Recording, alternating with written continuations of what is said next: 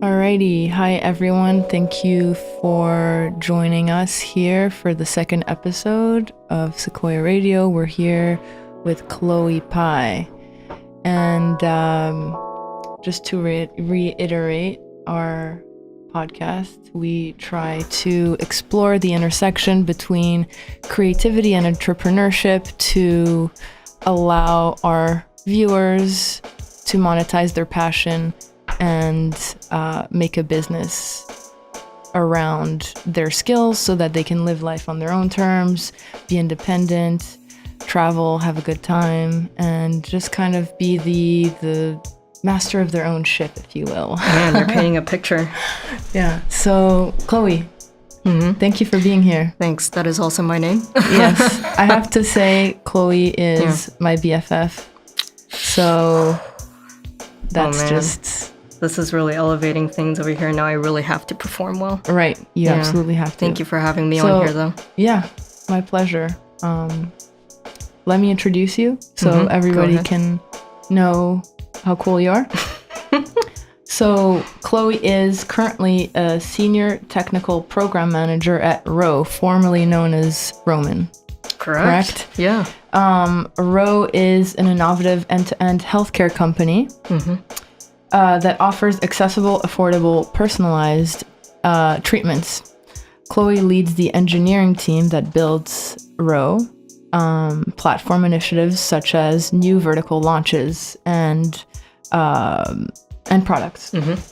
I would love for you to tell me more about those. And also, I have to mention that on your free time, you like to engage in political theory discussions and cook dinner for your wife and your hamster child. Oh man, Keisha was right not to put down the political theory discussions. Oh, I really? do sound a little bit like a dick, I gotta admit. No, it's okay. We'll talk politics later. Nice. So talk to me about your day-to-day at Row and talk to me more about what these new vertical launches and products are. You're probing already. Yeah. Getting to the point. So I could definitely start with the day-to-day. Frankly, it's not going to be too illuminating. It's just like everyone else's day-to-day, but I do abide by a couple of, let's say, principles, rules in terms of how we all engage at Row, which then levels up to something quite incredible at the end of the quarter or end of the year. Right. I can't really speak to the sort of products that we're thinking into or the verticals that we may launch, but I can attest to the sort of amazing work that we've done with not only Roman and the many sort of products that we've done under there, which is, tackling very difficult, like sort of healthcare topics and discussions that you might not even be able to have on a dinner table with like your family. Right. So tell us what those are. Let's talk about it. Yeah. Oh my goodness. So a couple of things. Firstly, Roman is basically tackling men's sort of healthcare issues. That's what Roman really is. We also have Zero, which tackles healthcare topics around addiction. Okay. For Roman, we have basically treatments for genital herpes, cold sores, erectile dysfunction, things that generally cause, a lot of like embarrassment in the public. People tend to shy away from it. Yeah, it's totally taboo. Yeah. And it's really strange because a little over a year ago when I was telling people that I was working on Roman, I was actually quite proud of it because firstly, it's something that you're actually contributing back to. You're actually helping people open up and say like, this is something that I'm actually experiencing. To get help. And to get help. Get treated and be healthy. But most people would reduce those conversations into something very meaningless to a certain extent. And they would say like, oh, like, what are you actually doing? You're only selling ED pills. By no means is it just selling ED pills. You're actually creating a pathway, a journey, and also discussion. You're opening basically rooms and also wounds for people so that they can actually discuss what that means for themselves, their families, and also their children, etc. So that's what Roman really is. And it's the same sort of like idea and mindset that we came in when we started building Zero as well, where it's like there's a lot of hurt that goes around with addiction in itself. Yeah. And there's really no community right now where someone can actually go in and be like, so what do I need to do in order to battle and tackle my addictions? And that's what Zero really is. Yeah. So those are basically the sort of verticals that we have now, and underneath them we have products that basically help people either tackle their sort of healthcare issues or addictions. And on a day-to-day basis, we not only find ways to iterate upon those treatment plans, but we also think on a high-level basis, how can we offer more to others? How can we tackle more? So it's really just like scratching the surface level, if you will, and thinking about ways in terms of finding, iterations to create that end-to-end healthcare platform. Okay. So, talk to me about the customer, what's the customer experience like if he downloads the Row app? Yeah, so there's not much of downloading in general. The first thing that we really do think of is... Educate me, because clearly I'm not the customer. No, it's totally okay. Yeah. Let's start back with, let's say, your own physical journey of tackling any healthcare issue. Let's put it this way. Right now, I'm actually going through a cold. I'm so sorry, by the way. I'll promise not to get you sick. But let's put it this way. I have a pretty bad cold, right? Sometimes at night, I'm suffering from like pretty severe coughs, and during my very busy day-to-day, there's really no way for me to really go to CVS, go to my primary care physician and be like, I really need some help here, because what if it's not just the cold? What if, there's something more? Right? So in the healthcare experience, we're already uncovering a couple of things from there. Firstly, it's the sort of time block that we have, right? It's very hard for us to book in a PCP. And the second thing is we also need to deal with insurance. The third thing is we need to find a way to actually get prescriptions. And the fourth way, and there's all these fragmented pieces in the healthcare system right now. What Row really is like imagining what the member's journey is, going from one end, which is basically I need to find a physician or I need to find a treatment and diagnose myself or find a way to find diagnosis, to the end where it's like, how do I receive treatment and how do I get that sort of feedback loop in where I know I'm healthy. So that's basically what Row is. That's the sort of concept that we have. That trickles down to a couple of things where it's like, what can we tackle right now that no one else is tackling, right? So in that sense, we offer what we call online visits. People would go through, and it's quite like intensive in terms of like diagnostics. We ask a variety of questions in order to understand the sort of member portfolio of like how they're currently feeling right now, and their sort of like standing point in their physical health and also mental health to a certain degree. And that gets reviewed by actual physicians in our network.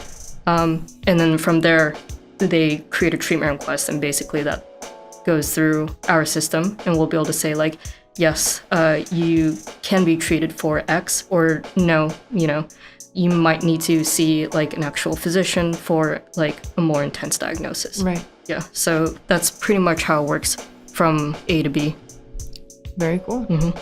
Very cool. And your role into this when there's a new vertical launch is to basically lead the team of engineers that you need to talk about this and clarify, I think, for myself and the viewers. Kind of what your role is within the larger organization. Yeah. So my role is a little bit interesting because if you go to any other startup, my role and also the sort of role that a program manager plays doesn't really exist. Program management usually exists for larger companies, and they're generally, historically, they were born out of the need between product management and also engineers, so that they can actually, work together, coexist, basically. It was actually born out of Microsoft.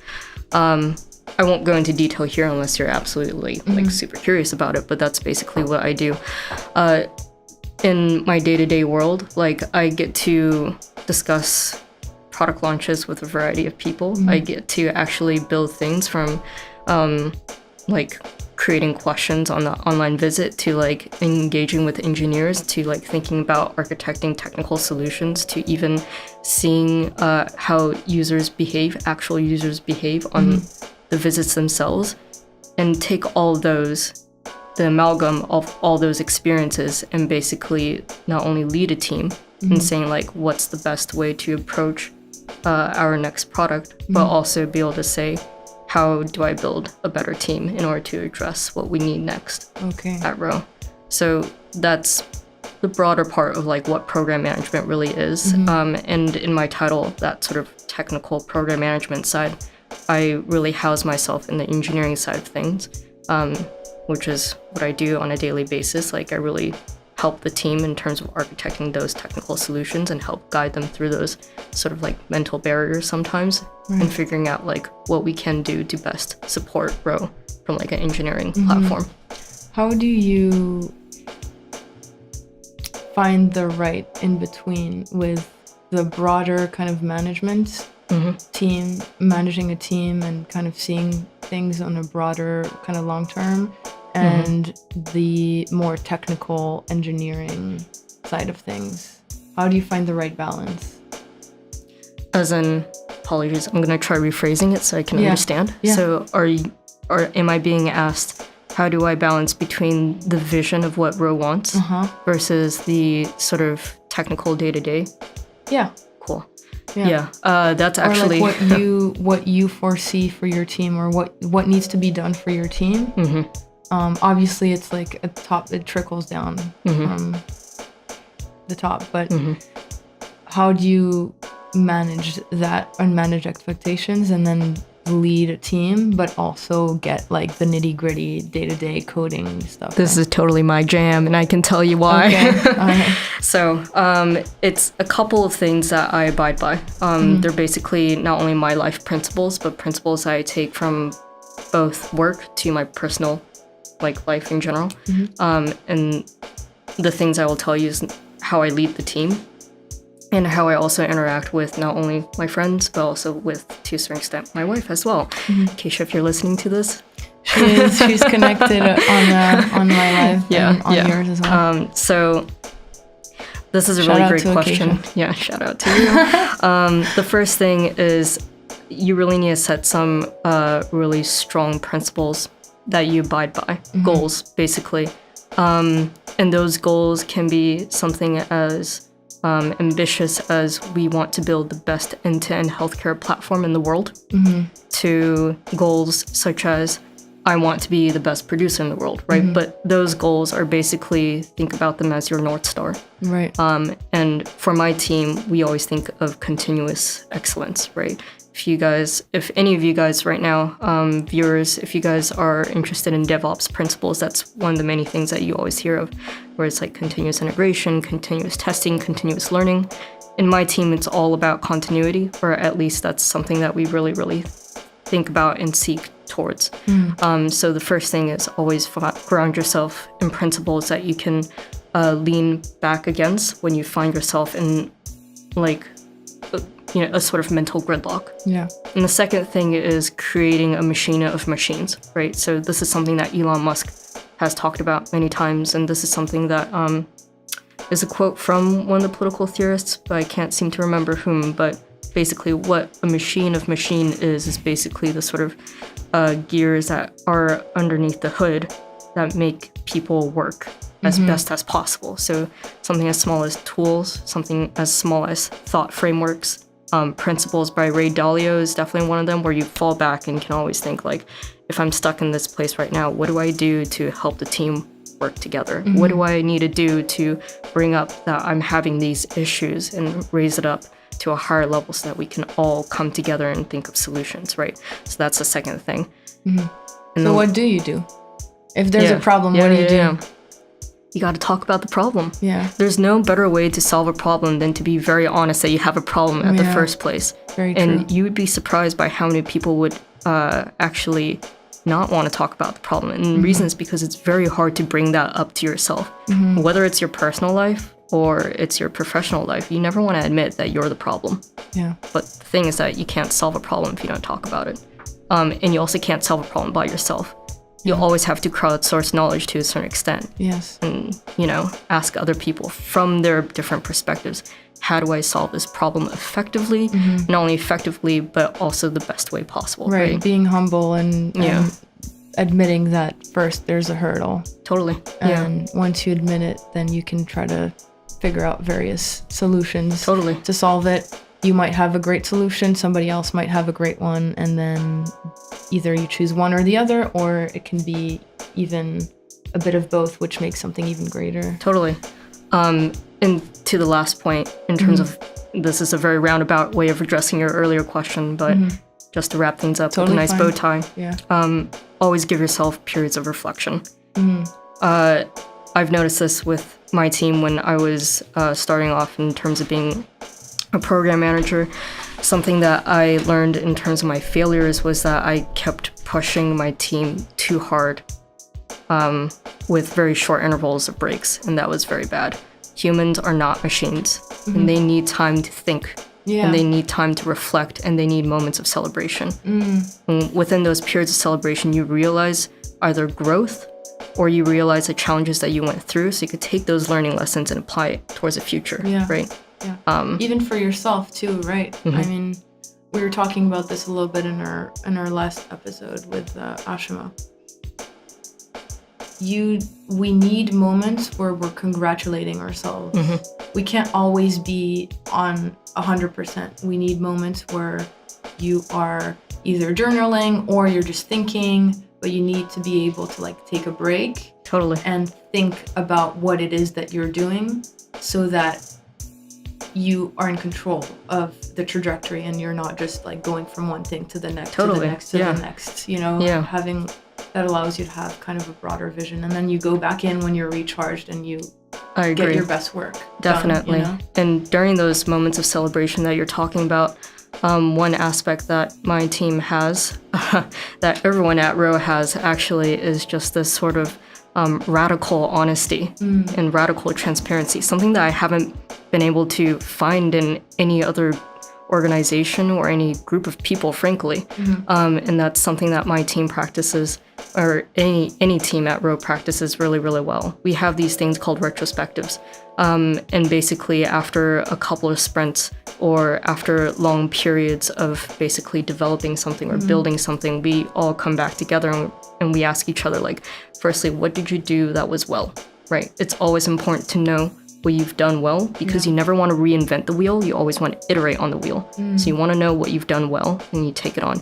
The second thing that we always ask is, what is it that you haven't done well?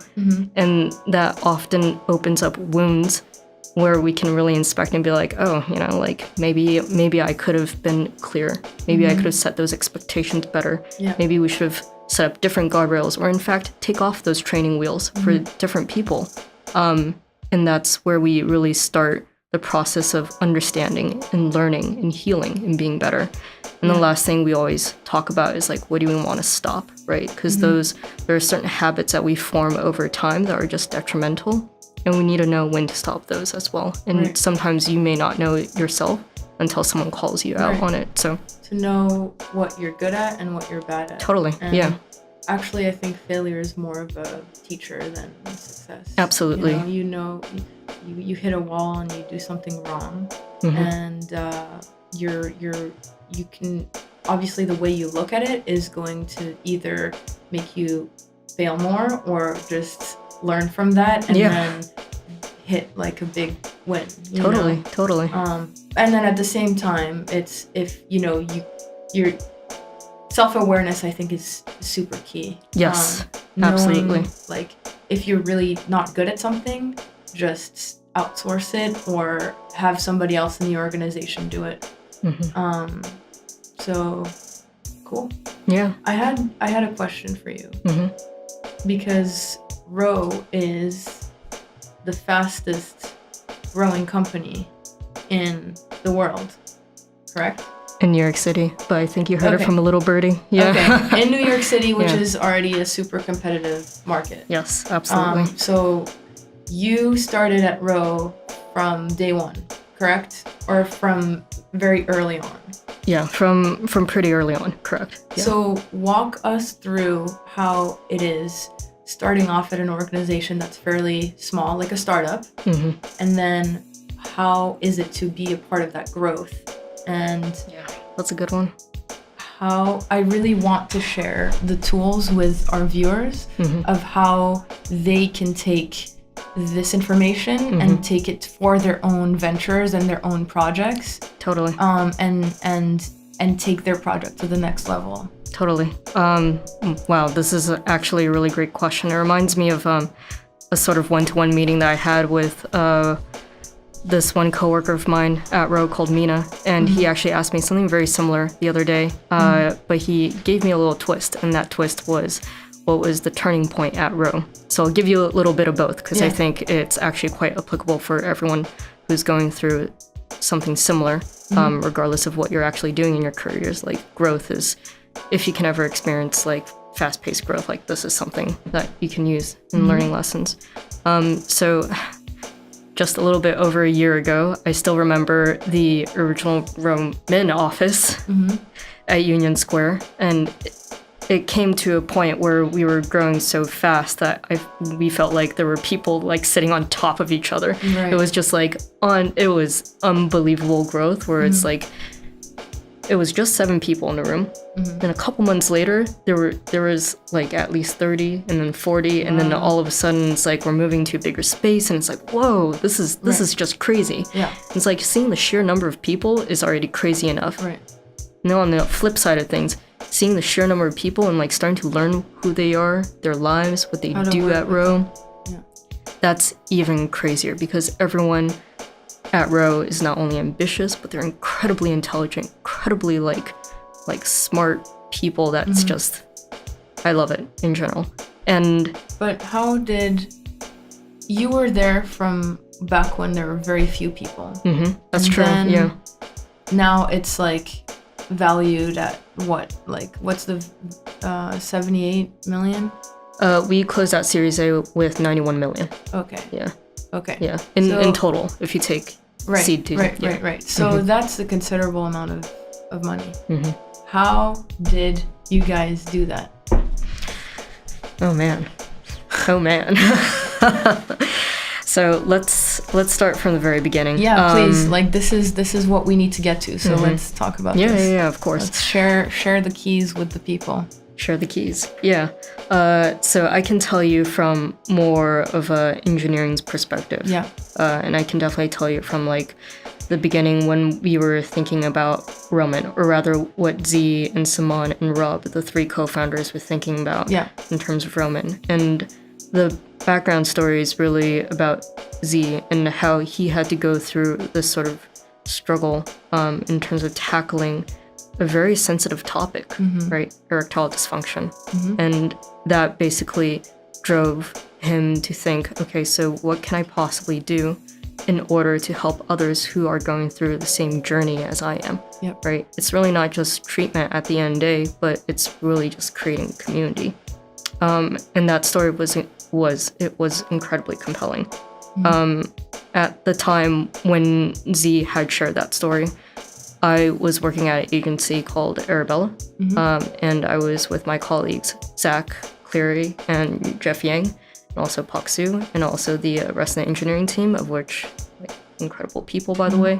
There are many names, and I wish I can call them out, but we'll be going through a list. But basically, Z and Simon and Rob came with this story, and that was incredibly compelling, and we had a first iteration of that idea. And I remember after a pretty long building time, I think it was like at least 3 months, we unveiled the first online visit. I don't know if any of you guys have seen the online visit, but it's basically a series of questions. And we had spent so much heartfelt time into it, just from even the smallest interaction of a button to like the sliding from one page to another.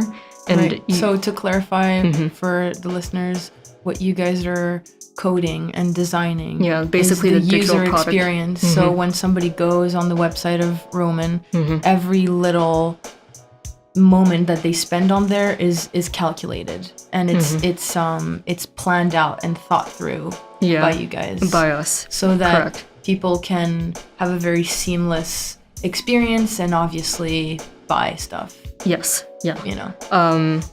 More like seek treatment plans from the physicians. But absolutely. Basically, like pay for your services also. Correct. And we were unveiling this online visit at the time. And we were very excited, and it took us about an hour and 15 minutes, I believe, to finish it from end to end, which is kind of horrifying if you think about it. It was beautiful, but it was also an hour and 15 minutes for us to click through each question, each flow, and be like, oh, wow, this is... And at some point, we were all sitting in the room, and we were like, wow, this is going to take a lot, you know? And we thought about our users, and we were like, well, if they're really seeking treatment, and they're really seeking community, do they want to sit through something for an hour and 15 minutes? That was our first turning point of iteration, right? This is where we actually took the product and started thinking very sincerely whether or not it was going to be usable, right? So that was like... So be realistic about your product. Exactly. It took us a couple of weeks and months of iteration afterwards. And we were trying to get it to market as fast as we could, because we started to feel that the sort of like telehealth space was really, really heating up at that point in time. And then we were able to launch Roman, which was incredible. We took a very long time in terms of perfecting our craft there and iterating. And even though we would call it like your minimal viable product, it was, in my opinion, like very well done. And we did take the time to actually really make it as good as we possibly could. From an end-to-end experience for our members. And I was very proud of that. We were all very proud of that.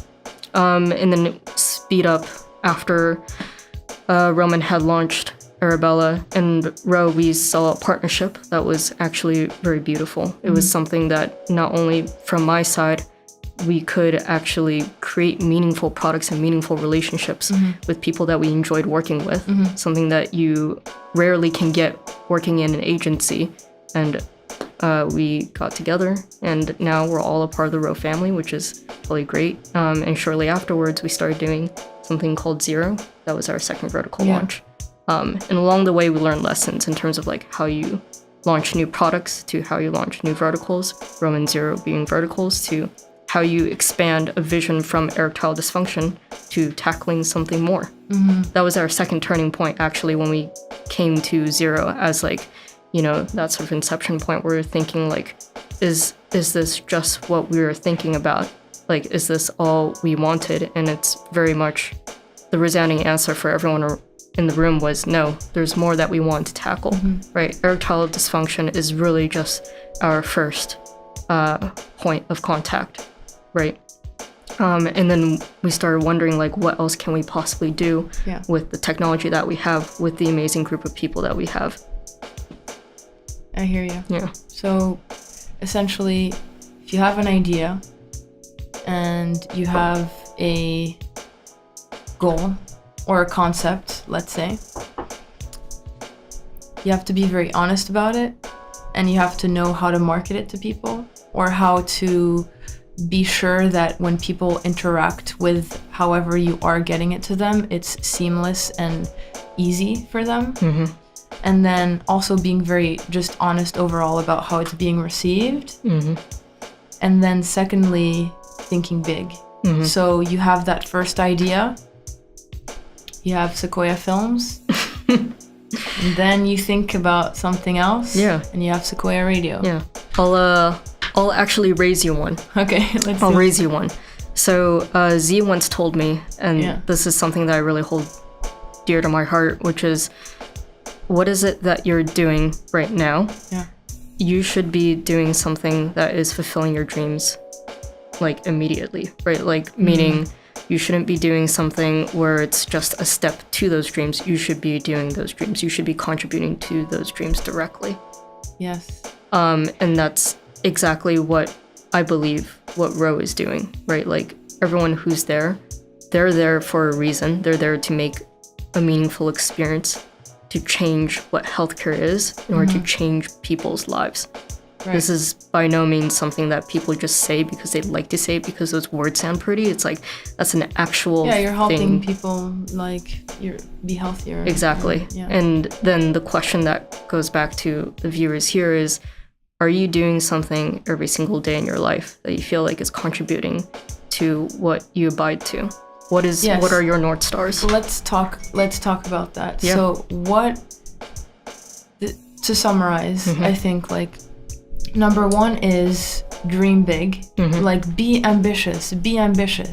Fuck it. Like, when people tell you that you can't do things, don't listen to them. Don't think about other people's judgment of you. Just be super wild with your ambitions. Totally. Yes. You know? Anything's possible if you set your mind to it, and obviously you put in the work. But you need to be able to dream it and think about it before you can even take a step towards it, right? Yeah. So one is dream, like, be super ambitious, right? Know what your values are. Totally. And then do something about it. Exactly. Yeah, I think you summarized it really, really well, actually. Firstly, like, in terms of dreaming big and those values, it's actually a lot of work and a lot of exercising. Yeah. Like, your mental exercising just to get there. Absolutely. Right? A lot of people say, here, let me phrase you a question, and then you can answer me. Well, how do you define success for yourself? That's a very good question. Success to me is freedom. So being able to wake up in the morning and doing whatever the hell I want to do. And because I'm economically free and financially free, and I'm happy because I'm doing something in my day-to-day that I'm passionate about. So that's success to me. Being the master of your own fate, and enjoying what you do day to day. That's success to me.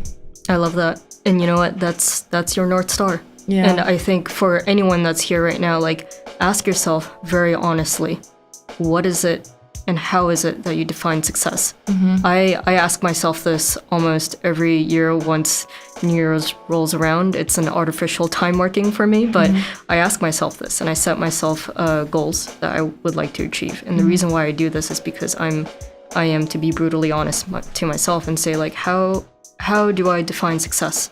Yeah. And how am I going to take steps in terms of reaching that success? And every year I come back to two things for myself. And the first thing is I want to build something very meaningful. I'm not talking about fame. I'm not talking about getting recognition from all sorts of individuals that I might not even be able to meet. But I still want to be able to build something meaningful that at the end of the day, when I look back at what I've done in my life, I can be proud of. Yeah. It's contributing something good to the universe. Totally. And when you're gone, that thing is still there. Still there. And the second thing is I want to build meaningful relationships, right? I don't want to live through my life thinking that I am the only individual that has done something incredible. That would make me incredibly sad. I want to be able to say that I've done it with an incredible team of individuals, that my friends are amazing people that have done good work. Yeah. And I would even add to that, I think that it's impossible to achieve a very high level of success on your own. It's impossible. You have to do it with a team of people that you respect, that you're close to, that are your friends, that you enjoy and you respect, and you build each other up. And that's the only way to make it. So I would add a fourth point. It's find your tribe, you know, build your group of people that you really genuinely respect and gravitate towards, and nurture those relationships. Stop trying to like network up, just network across. And even the word network, we've mentioned it a few times, is like not really accurate.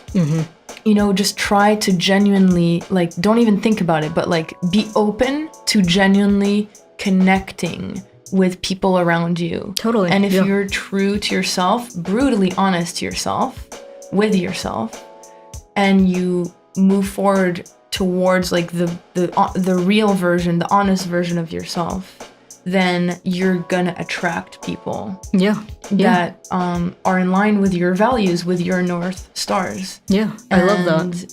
You know, maybe somebody is better at you than something. Like, I'm a more creative type than you. you know? I can attest to this. Yeah. For everyone here on the line. Yeah. And you're super like technical. Yeah, I can also attest that. Yeah, you know? And it's like you have certain skills that I respect and that I don't have. And like, who knows? Like, I mean, we've already talked about it a little bit. I don't know if we want to talk about our potential idea later. But, you know, we at some point are going to join forces and do something cool, like a cool project together. Yeah. And that's going to, I think, be something great. Yeah. You know? I love the way you just said find your tribe, and I truly believe that 100%. For me, in terms of the so-called quote-unquote networking, it's always a little bit of a strange concept for me. And the reason is because as you grow older, as you gain more experiences, the reason why you're doing it is because you're doing it with people that are either similar to your background, that are also growing at the same time with you. So when you're finding your tribe, that's, in my sense, better, because at least you can learn from each other's challenges and pains and lessons. Yeah. And sometimes, yes, it's really important to have a mentor. It's really important to have someone that has been through it all to like come back and like tell you those things. But like, there's nothing more important than finding someone that's going through the thick of it with you. Right. Actually, because it's very different from coming from the end of the tunnel and coming back to you and saying like, these are all the things that I've been through. Right. Try applying the same things. No, it doesn't work that way. You gotta find people that are going through it with you at the same time. That's why and like support each other and grow together. Exactly. Networking up is great if you want to build, I suppose, social capital. It really depends on who you are at the end of the day. Yeah, but does that even really work? I mean, if you look at it, if we're being brutally honest. Yeah. You know, nobody's gonna give you anything for free, or nobody's just gonna be like, oh yeah, you seem like a good person, let me like give you this thing that like nobody at your level is getting. Like, they need to get something from you. And you bring up a good point. You know what I mean? So, I think a lot of it, and this goes back to, I don't know if you guys ever read Hegel, but Hegel has this idea of social recognition. And what that really means is no one's really going to see who you really are in your depths and your skills and your context without you being able to show that, right? To be recognized means that you need to put in the work to be recognized. And this goes regardless of whether you network up, you network sideways, you make friends with someone that has incredible amount of social capital. It really doesn't matter at the end of the day unless you can leverage it because you have the skill set and context of doing so. That's really like, to a certain degree, I'm probably abusing social recognition too a little bit, but that really is to that point where it's like, yes, you're absolutely right. Just because you go on your LinkedIn, you have 500 plus, like, connections of really incredible people. At the end of the day, if there's really no way of understanding them, getting to the root of them, those relationships, building meaningful ties, then, I'm sorry, it's not going to be helping your cause. Yeah, it needs to be genuine.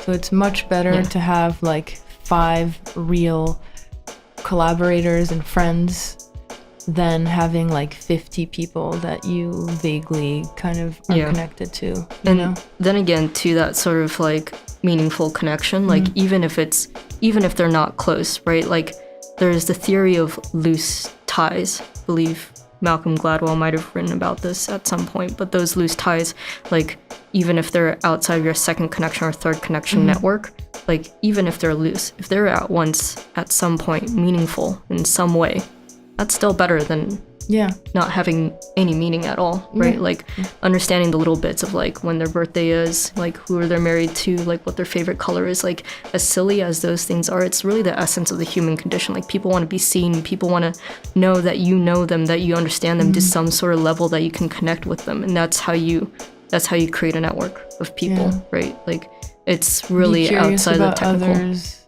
be very in touch with yourself and genuinely care about others, People can really tell when you're bullshitting too, so just don't do it, Whoa. I feel like you got some experiences that you want to share. No, I mean, there's always, especially in like entertainment and in, our world, Ford, like with videos and everything, it's just like, there's a lot of people that just like, you know, fake it till you make it, and it's just it's cringeworthy, and it doesn't work. It's just tiring for the people doing it, I think. And people who are at a certain point, I mean, who are there, like, can tell that you're just talking out of your ass, you know, like, just be vulnerable and brutally honest, and just say, hey, like, this is where I'm at right now. I can promise you that if you're thinking about like cold calling or just reaching out to somebody, or you know, you're at an event and you see somebody that you really look up to and you want them to check out your work, or, you know, pitch something, just be very humble and be honest and say, you know, don't lie about like what you've accomplished. You know, I think that's way more, that opens the door for that person to see you and to appreciate that you're putting yourself out there. You know, it's really great. I think it's important, especially like in terms of just being honest, and also being what was that word that you used? Not open. in touch with yourself. Not in touch with yourself. Something about being, let's say, be open. Be open with yourself. I like that a lot, actually. I think a lot of people aren't open with themselves, and when they're not open with themselves, they're not willing to accept challenges or feedback. Yeah. And feedback is very important for growth. So true. Yeah. So true. That's, I remember when I was starting off with my career and I was walking, but our office used to be on Canal Street in Baxter. And if you guys live in New York City, as you know, Canal Street is by far the smelliest, loudest city on earth. It really is. Or street, yeah. Canal Street. Yeah, Canal Street. Yeah. My office is like a 5-minute walk from Canal Street. I am so sorry. I like Canal Street. Yeah. You can find anything and everything. Oh, yeah. Oh, you sure can. I can tell you so many things about Canal Street. But my colleague and I, Zach Cleary, we were walking around the block, and at that time I was so hungry for information. I was in my eyes now, painful to a certain extent, because I just wanted to gobble up the world. And I wanted everything, every experience that he's ever been through, and I was just like, you know, throw me into depths, see how I perform, just do it. And now I'm looking back, I feel kind of bad for him, so sorry, Zach, but you were great. Thanks for handling me. And I realized, like, the way I grew and the way he helped me to grow was brutal feedback. Yeah. And a lot of it was me learning to accept that brutal feedback and figuring out through those painful moments, like, how am I supposed to grow? Yeah. Through all of our failures together as a team. Not that we've experienced like an incredible amount, but we've experienced enough where it's like, you know, you burn your hand a little and you're like, okay, so don't touch the flames. And what does it mean to not touch the flames? And how does that look like? Yeah. How does it look like? And how do you take that and actually do better next time? It's like, that's one thing, one really good lesson that he taught me, where it's like, okay, fine, you've asked for it. You've asked me to throw you into the depths, and this is how it's gonna look. It doesn't get more painful than this, and it doesn't get as hard as this. This brings us to something that I think is also super important, is to not be afraid of pain. Yeah. Don't be afraid of like failing and being uncomfortable, because literally you're gonna learn and grow and have opportunities to reach the next level in that space where you are in the deep end. It's only in the deep end that you can figure out how to swim. You know? Yeah. That's real life, you know? Yeah. We can read about things, we can talk about things, but you really have to just do it. And just like, before you don't need to think too much about things too before jumping in. Just, again, have ambition, go for it, throw yourself out there, you will learn by doing, and you will only learn by throwing yourself out there, or you will only do by actually throwing yourself out there. I'll give you guys a social experiment to think about, which really proves to your point and our point rather. So I don't know if you guys have ever seen the spaghetti and marshmallow experiment. I have something not. that I learned over a weekend ago. But basically, you get 3 groups of individuals. You get a group of UX designers and product people. And the second group of people you get, they're not really people, really, but they're children. They're kindergartners. And the last group of people that you get are business school graduates. And you all give them, these group of people, 29 spaghetti sticks and also 1 marshmallow. And their task is to create the largest, most stable structure possible out of the spaghetti and place the marshmallow on top without everything falling apart. So do you want to take a guess at who created the tallest structure? The kids. And how about the most stable structure? Kids. No. The most stable is the business people? No. Product and also UX designers.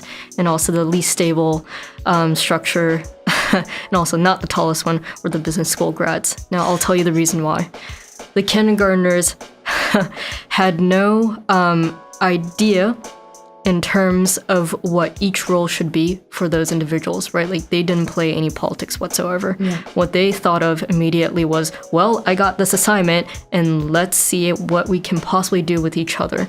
So they failed very quickly and they iterated very quickly. They took that idea and they're like, okay, so this didn't work, so let me try something else, right? So they built the tallest structure out of all of them. Granted, it was not the most stable, but at least with that sort of like ambition and intuition of like, let me fail quickly, let me learn, and then let me iterate, they built the tallest structure.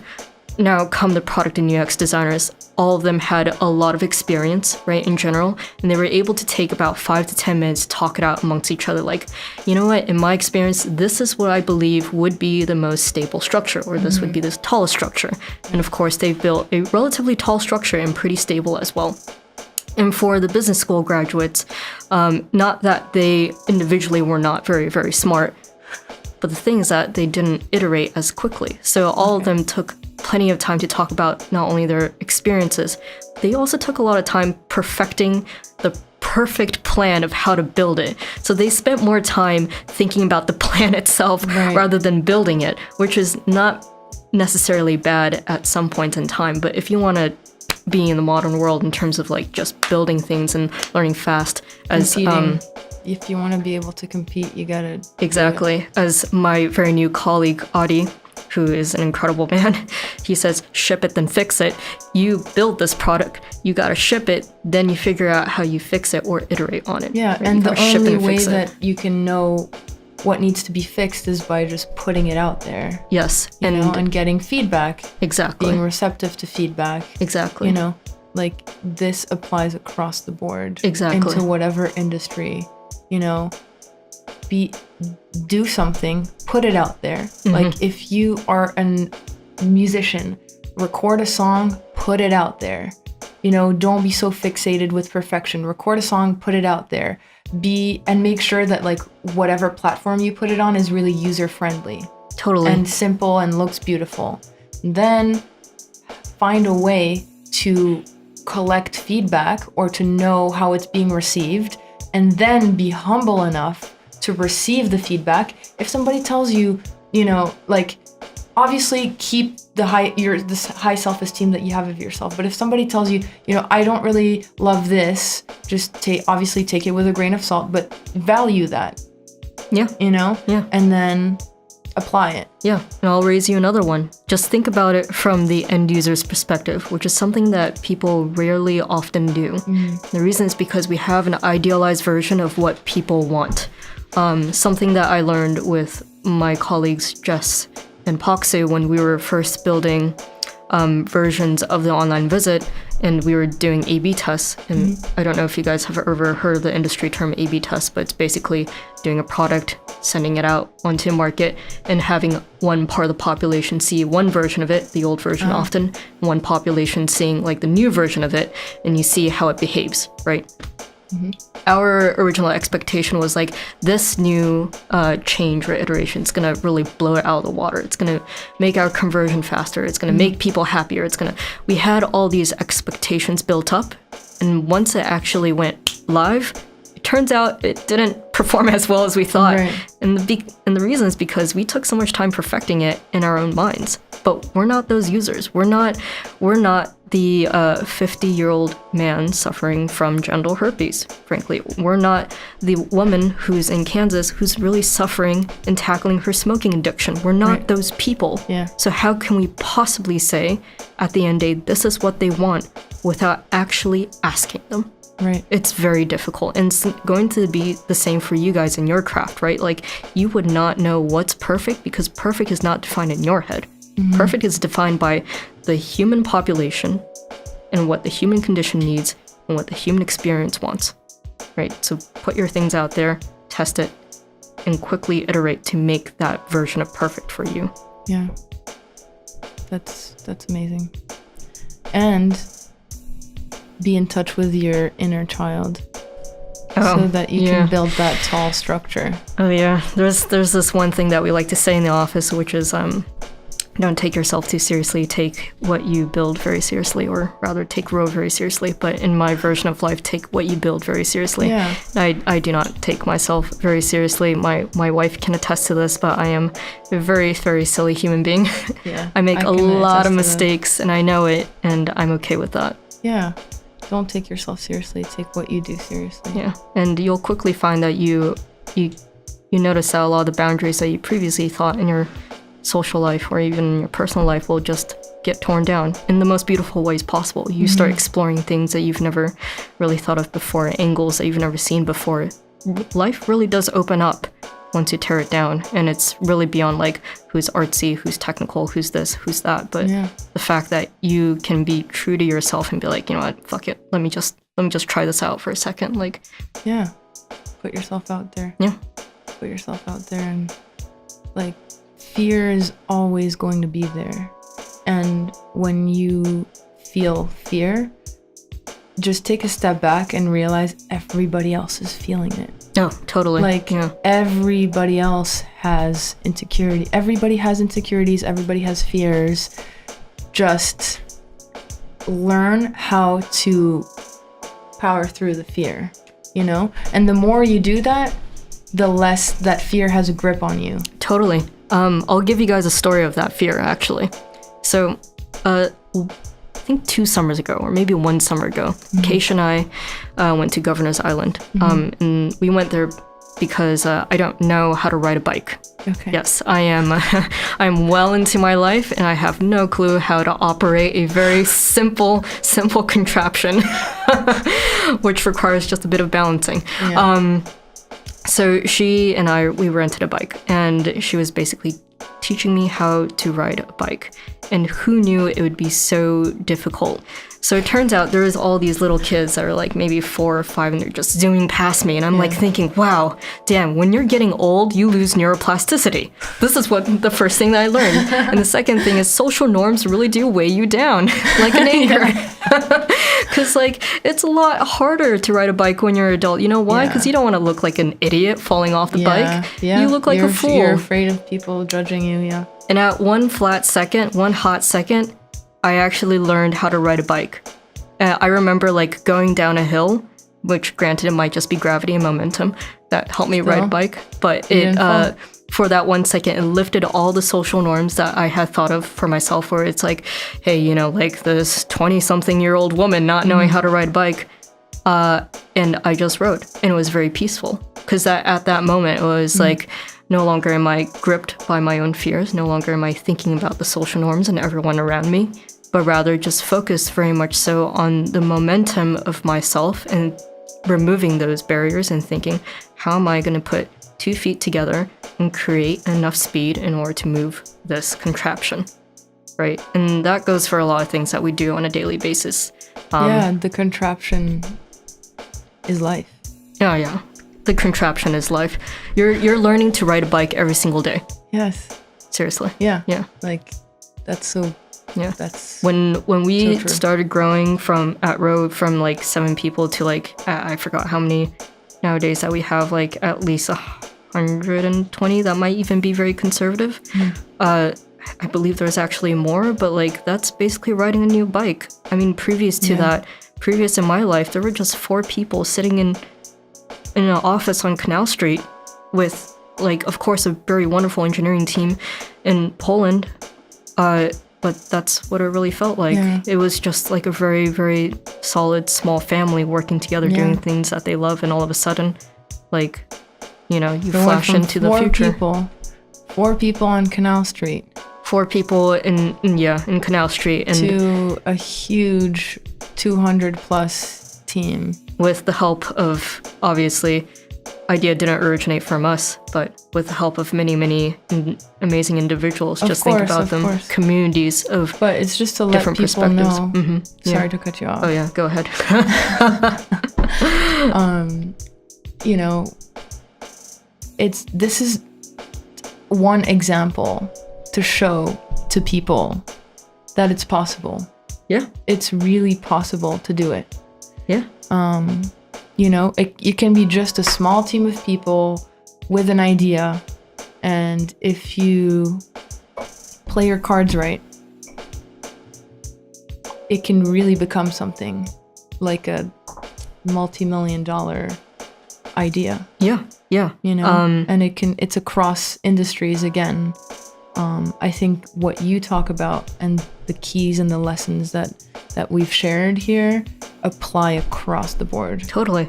And forgive me for my hesitance just to keep it as 4 people, and the reason is because I kind of want people to know, like, it's never just like a couple of key people with amazing perspectives. Like you yourself, everyone has perspectives to share, and if it wasn't for the communities of individuals that came together with all their different backgrounds, we would not have gotten here so far, frankly. Not one chance. Not one chance. Yeah, totally. Yeah. I think when we see success or we see something that works, it's very easy just to simplify everything and to say, oh yeah, like it's this like CEO guy that like, totally, you know, just is super brilliant and he's amazing. Or she. Yeah. And she's amazing. It's always those key defining moments that really make you into the company that you are, when it's actually the everyday of grueling work. Yeah, the everyday of grueling work of a team, of a network of people coming together and sharing their ideas and doing the best work. Yeah. You yourself, you're not a visionary unless you have a bunch of people behind you supporting you. Facts. Besides that, if you think you're a visionary but no one's supporting you, then you're just a crazy kook in Hollywood. Shots fired. Yeah. Well, don't worry, you're not gonna do that. We'll keep it at that. But yeah, no, yeah. I agree with you. I think it's very important to have high self-esteem and to think highly of yourself. Yeah. But it's like a balance. It's like yin and yang, you know? You gotta believe in yourself, but at the same time be humble. I think that's the constant, like, battle. Yeah. Finding the right sort of in between. Yeah. I think, again, it really comes back to the version of social recognition that I was talking about. And a part of that social recognition is self-recognition. What is it that you can be completely honest with yourself with? Both challenges in your life, pains that you've been through, as well as things that you're very good at, your craft, what you're passionate about. And because you see that in yourself, and because you're able to share that with other people, that you're humble and you have a version of humility that you can share that with other people, that's when social recognition comes into play. That's when other people can see it within you. They're like, oh yeah, this person I can work with, this person I want to chat with, this person I respect, and this person I trust, and this person I want to build with. Totally. Yeah. Very, very cool. Yeah. I think we've shared a lot of keys with our viewers, with our listeners. Thank you so much, Chloe, for Thank you. Sitting here with us at Sequoia Radio. Thank you for sharing your insights with everybody. Yeah, no problem. Little nuggets of wisdom. Thank you again, and thank you everybody for listening. We'll be back next week with another episode, another amazing guest. Thank you again, Chloe Pye from Row. Thank you, Charlotte Sclapari and Sequoia Films. You're an amazing human being. This is a great project. Thank you. Everyone here, you guys should spread the word, because thank you so much. This is great. Thank you, everyone. See you next week. All right, peace out. Peace. Thank you.